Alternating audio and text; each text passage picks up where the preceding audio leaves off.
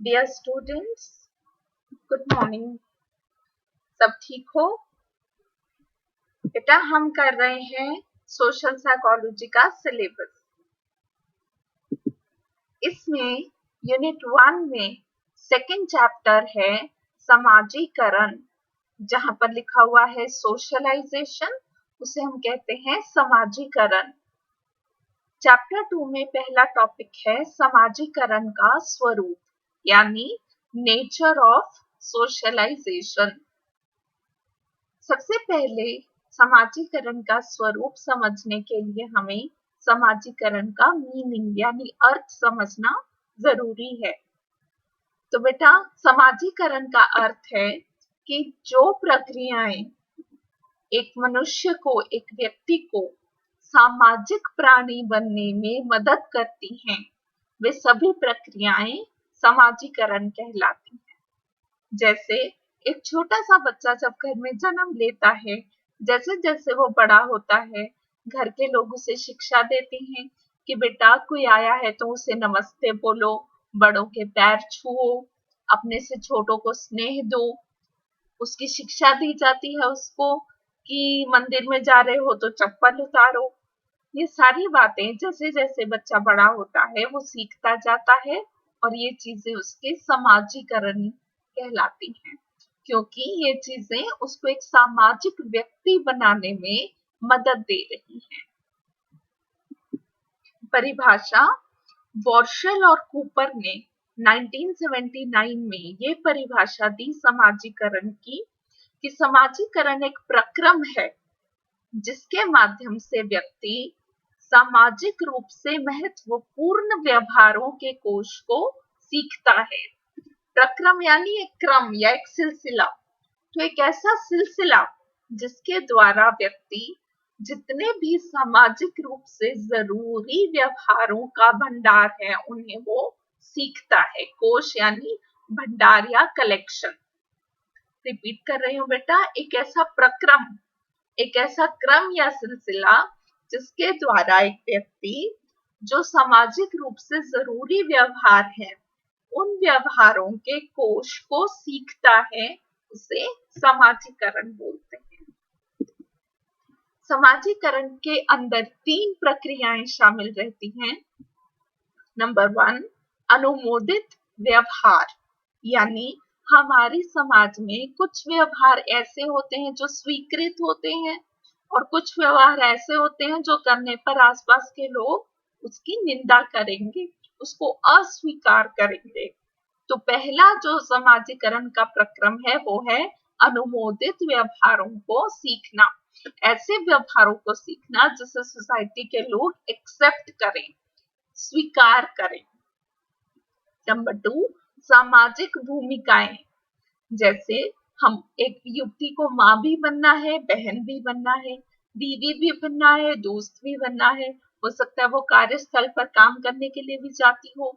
इसी तरीके से अलग अलग सामाजिक भूमिकाओं को भी हमें सीखकर उन्हें अदा करना होता है। तीसरा है बेटा अभिवृत्तियों का विकास। अभिवृत्ति होता है हमारा एटीट्यूड, हमारा नजरिया कैसा है जिंदगी के प्रति, हमारे आसपास के लोगों के प्रति, हमारी शिक्षा, हमारे कार्यस्थल, हमारा परिवार, समाज, सभी चीजों के प्रति हमारी अभिवृत्ति क्या है, हमारा नजरिया क्या है। तो ये तीनों चीजें समाजीकरण के 3 प्रक्रम कहलाती हैं, और जो व्यक्ति इन तीनों में सफलता प्राप्त कर लेता है उसे समूह की सदस्यता हासिल हो जाती है। उसको समाज के लोग अपना एक हिस्सा मानते हैं, अपना ही एक मेंबर मानते हैं, उसे कबूल कर लिया जाता है। इसे ही हम सामाजिकता कहते हैं। और जो व्यक्ति इन तीनों प्रक्रमों पर खरा नहीं उतर पाता उसे हम गैर सामाजिक व्यक्ति बोलते हैं। गैर सामाजिक व्यक्ति 2 तरह के हैं। पहला, असामाजिक व्यक्ति। असामाजिक व्यक्ति वह व्यक्ति है जिसको पता ही नहीं कि समाज के लोग क्या प्रत्याशाएं रखते हैं, क्या उम्मीदें रखते हैं, क्या वो चाहते हैं, क्या वो स्वीकार करेंगे, क्या वो अस्वीकार करेंगे। वो अनजान होता है, अनभिज्ञ होता है। उसे मालूम ही नहीं होता कि लोग चाहते क्या हैं, और क्योंकि वो लोगों की उम्मीदों को पूरा नहीं कर पाता, इसलिए उसे एकांत में या अकेले में रहना पड़ता है। गैर सामाजिक व्यक्तियों की दूसरी श्रेणी में आ जाते हैं समाज विरोधी व्यक्ति। समाज विरोधी व्यक्ति वे हैं जिन्हें पता तो होता है कि समाज के मानक क्या हैं। मानक यानी अनुमोदित व्यवहार, यानी जिन्हें स्वीकार किया जाएगा, समाज में क्या नॉर्मल माना जाएगा, किसे एक्सेप्ट किया जाएगा। तो जो समाज विरोधी व्यक्ति हैं, ऐसा नहीं कि उन्हें पता नहीं, उन्हें पता तो होता है, मगर जानने के बावजूद वो समाज के और मानकों के विरुद्ध व्यवहार करते हैं। उन्हें हम कहते हैं समाज विरोधी व्यक्ति। समाजीकरण बेटा समझने के लिए थोड़ा सा एक जटिल संप्रत्यय है। जटिल संप्रत्यय यानी थोड़ा मुश्किल कंसेप्ट है, थोड़ा मुश्किल है समझने के लिए कि ये आइडिया है क्या। मानव शास्त्र एक सब्जेक्ट है, एक फील्ड ऑफ स्टडी है। तो जो मानव शास्त्री हैं, उनका मानना है कि समाजीकरण होता है संस्कृति का संप्रेषण, यानी पूरी एक संस्कृति दूसरी संस्कृति को क्या कम्युनिकेट करती है। संप्रेषण यानी कम्युनिकेशन, बातचीत। तो मानव शास्त्रियों का मानना है कि जी समाजीकरण तो हम उसे बोलते हैं जब एक पूरी संस्कृति दूसरी संस्कृति पर अपना कुछ प्रभाव डालती है। दूसरा, व्यक्तित्व मनोवैज्ञानिक, जो पर्सनालिटी से जुड़े हुए साइकोलॉजिस्ट हैं, जिन्हें हम व्यक्तित्व के मनोवैज्ञानिक बोलते हैं, वो कहते हैं कि समाजीकरण ले देकर सारी बात आवेग नियंत्रण से जुड़ी हुई है। आवेग होते हैं हमारे इम्पल्सेस, जैसे अचानक से गुस्सा आना, अचानक से दुखी हो जाना, ये हमारे आवेग हैं, इम्पल्सेस हैं, अंदर से आने वाली ड्राइव्स हैं। तो आवेग नियंत्रण करना। व्यक्तित्व मनोवैज्ञानिकों के अनुसार समाजीकरण आवेग नियंत्रण की बात है। तीसरा, समाज शास्त्र होते हैं सोशियोलॉजी। समाज शास्त्रियों का ये मानना है कि समाजीकरण भूमिका सीखने की एक प्रक्रिया है। और चौथा, जो हम पढ़ रहे हैं, उसमें सबसे जरूरी समाज मनोवैज्ञानिक क्या बोलते हैं कि समाजीकरण मूल्यों का सीखना है। तो अलग अलग अध्ययन की जो अलग अलग शाखाएं हैं, जो अलग अलग फील्ड्स हैं, क्षेत्र हैं या ब्रांचेस हैं, उनसे जुड़े हुए अलग अलग लोग समाजीकरण को अलग अलग रूप से समझते हैं और उसकी वो धारणा बनाते हैं। समाजीकरण को हम किसी एक रूप से नहीं समझ सकते, बहुत सारे रूप हैं इसको समझने के। अब बेटा समाजीकरण के कुछ तथ्य हैं, ये बहुत जरूरी है। नंबर 1, समाजीकरण सीखने का एक उपसेट है। ये भी एक तरह का सीखना है, जिसमें सीखने की प्रक्रिया अपने आप में बहुत जरूरी है। परंतु सब तरह का सीखना समाजीकरण नहीं कहलाता। जैसे अगर किसी को उसका परिवार चोरी करने की शिक्षा दे रहा है, तो क्या उसके समाजीकरण में ये उसकी मदद करेगी शिक्षा? नहीं, बिल्कुल नहीं। चोरी करना अच्छी शिक्षा नहीं है, ये उसके समाजीकरण में उसकी मदद नहीं करेगी, बल्कि बुरा असर डालेगी। तो ये चोरी करना समाजीकरण नहीं कहलाएगा। केवल सामाजिक रूप से जरूरी क्रियाएं और अखंड अंतरक्रिया में मदद करने वाली शिक्षाएं ही समाजीकरण कहलाती हैं।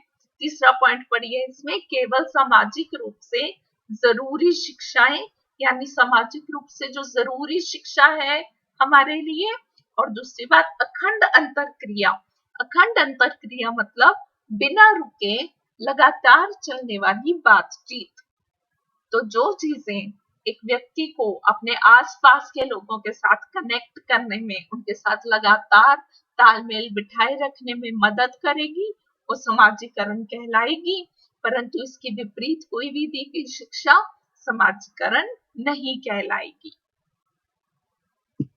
दूसरा तथ्य समाजीकरण का कि समय और स्थान का इस पर गहरा प्रभाव पड़ता है। समय के साथ साथ बेटा सामाजिक मानक और मूल्य बदलते रहते हैं। जैसे बहुत साल पहले ऐसी शिक्षा दी जाती थी, ऐसी ट्रेनिंग दी जाती थी कि औरतों को हमेशा घूंघट में रहना चाहिए, परंतु आज के दौर में शहरों में बड़ी बड़ी जगहों पे, हर जगह ही बल्कि हम देखते हैं कि घूंघट की शिक्षा नहीं दी जाती। औरतें भी घूम सकती हैं, घर से निकल सकती हैं, कार्य कर सकती हैं। तो ये जो शिक्षा है, ये समाजीकरण में आज के दौर पर मान्यता नहीं रखेगी। इससे हम ये देखते हैं कि समय के साथ साथ समाजीकरण बदलता है, स्थान के साथ भी समाजीकरण बदलता है। इंडिया में जो चीज समाजीकरण कहलाएगी, हो सकता है अमेरिका में वो समाजीकरण ना कहलाए, या अमेरिका में जो चीज हो सकता है सही मानी जाए, वो इंडिया में उतनी सही ना मानी जाए। तो ये हो जाती है बात कि समय और स्थान का प्रभाव पड़ता है समाजीकरण के ऊपर। समाजीकरण का तीसरा तथ्य समझिए बेटा, सांस्कृतिक आत्मसातकरण और संप्रेषण। बेटा हम देखते हैं अपने घरों में जो बड़े बड़े बूढ़े हैं, हम दादा दादी, नाना नानी, बड़े ताया जी, बड़ी ताई जी वगैरह, ये अपने से नेक्स्ट जनरेशन को, छोटे बच्चों को बहुत सारी शिक्षाएं देती हैं, अपनी संस्कृति पास ऑन करते हैं। तो ऐसे जब एक पीढ़ी दूसरी पीढ़ी को अपनी संस्कृति पास ऑन करती है, इससे व्यक्ति अपनी संस्कृति से परिचित हो जाता है कि मेरी रूट्स कहाँ है, मैं कहाँ से, मैं किस दौर से निकला हूँ और किस दौर में मैं शायद एंटर करूंगा। तो हम अपनी संस्कृति को अपनाते भी हैं और हम अपनी संस्कृति को आने वाली पीढ़ी को पास ऑन भी करते हैं। समाजीकरण का चौथा पॉइंट है तथ्यों में आत्म का विकास। आप सोच कर बताइए कि हमें अपने बारे में कैसे पता लगता है कि हम कौन हैं, हम क्या हैं, हम कैसे हैं, हमारी खूबियां क्या हैं, हमारी कमियां क्या हैं। ये हमें चीजें तभी पता लगती है जब हम दूसरों के साथ अंतरक्रिया करते हैं, बातचीत करते हैं, हमारे फ्रेंड्स हमें बताते हैं, घर के लोग हमें बताते हैं। तो अगर हम अंतरक्रिया नहीं करेंगे, बातचीत नहीं करेंगे, तो हम खुद को विकसित नहीं कर पाएंगे। तो ये आत्म का विकास, खुद के विकास के लिए दूसरे से अंतरक्रिया करने पर हमें खुद को समझने का मौका मिलता है। तो बेटा ये 4 तथ्य हैं। पहला है समाजीकरण सीखने का एक उपसेट है। दूसरा, समय और स्थान का असर पड़ता है समाजीकरण पर। तीसरा, एक संस्कृति का संप्रेषण होता है, एक संस्कृति बड़े बुजुर्गों के द्वारा नेक्स्ट जनरेशन पर पास ऑन हो जाती है। और चौथा, आत्म का विकास, हम अपना विकास कर पाते हैं अंतःक्रिया और समाजीकरण के माध्यम से। निष्कर्ष में हम ये कह सकते हैं कि सामाजिक सीखना है, समाजीकरण एक ऐसा सामाजिक सीखना है जिसमें हम अपने आसपास की दुनिया से प्रभावित होकर अपने आप को दुनिया के अनुसार विकसित करते हैं, दुनिया के मानकों के अनुसार खुद को विकसित करते हैं। मानकों यानी दुनिया के सही मूल्य, जिस चीज को सही करार देती है, जो सोसाइटी में सही माना जाता है, समाज में जिसे सही करार दिया जाता है, उसे हम क्या कहते हैं, मानक। तो समाजीकरण एक ऐसा सामाजिक सीखना है जिसमें अपनी दुनिया से प्रभावित होकर व्यक्ति अपने आप को उस दुनिया के मानकों के अनुसार विकसित करता है।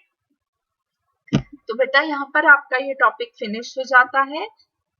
समाजीकरण छोटा टॉपिक है, इसे आप अच्छे से सुनिए, अच्छे से समझिए। इसके नोट्स मैं आपको ऑलरेडी भेज चुकी हूँ, आप चाहिए तो वीडियो देखकर भी नोट्स बना सकते हैं। इसके अलावा बेटा मैं आपको कुछ जनरल सजेशंस देना चाहती हूँ। जब भी मैं आपको कोई टॉपिक पढ़ाती हूँ तो उसका आप इंग्लिश का टाइटल भी ध्यान से सुने। ऐसा मत करें कि इंग्लिश के टाइटल पर ना ध्यान दें, उसे भी आप ध्यान से सुने और उसे पढ़ें। और जब एग्जाम में आपका क्वेश्चन पेपर आता है तो वहां पर भी आप इंग्लिश में लिखे हुए क्वेश्चंस भी पढ़ें। इससे आपको हिंट्स मिलेंगे कि आंसर कैसे लिखना है। तीसरा, नोट्स बनाएं और अपने वीडियोस रेगुलरली देखें। चौथा, जब भी आप नोट्स बनाते हैं तो ऊपर यूनिट नंबर जरूर लिखें ताकि आपको पढ़ते हुए पता हो कि आप सिलेबस में से कौन सा टॉपिक इस टाइम कवर कर रहे हैं। कोई डाउट्स हो तो बेटा आप मेरे से पूछ सकते हो। और आखिरी बात, मैं आपको क्वेश्चन पेपर्स भी भेजूंगी आगे जाकर, उन्हें भी आप प्रैक्टिस करें। ओके बेटा, हैव अ गुड डे।